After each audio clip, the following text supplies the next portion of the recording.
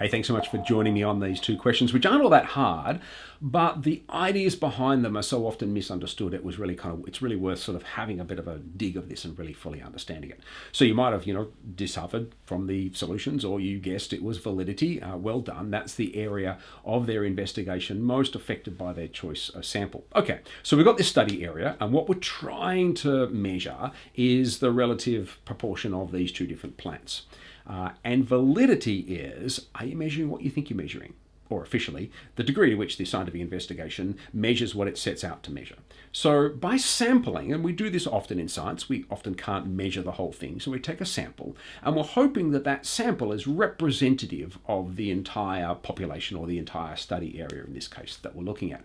So with student B, by clustering all of their samples up in that top left-hand corner as they've done, it really undermines that assumption that those samples are representative of the whole area. The bottom right-hand corner could be very damp area, and it could really change the proportion of grasses, and that won't be represented in their sample. So it fundamentally goes to the validity. Are you measuring what you think you're measuring?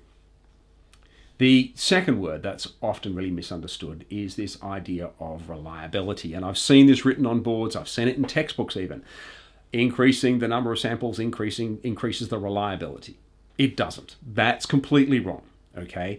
Increasing the number of samples you take increases your knowledge of the underlying reliability. In other words, with one sample, you're pretty ignorant. You don't really know how reliable your methodology is, the apparatus you've chosen to use, how you've chosen to use it. But when you take more samples, you become better informed about the reliability. So imagine you're catching a bus, it's the 10 past 8 bus, you turn up on the first day, the bus is there at 11 minutes past 8. You really can't comment much about the reliability. Actually, it seems reasonably reliable. A minute's pretty good, right? But then you turn up the next day and it turns up at 19 minutes past, and the following day it turns up at 27 minutes past. Actually taking more samples makes you realize that the bus is less reliable than it was. You turning up to take those extra samples doesn't make the bus more reliable.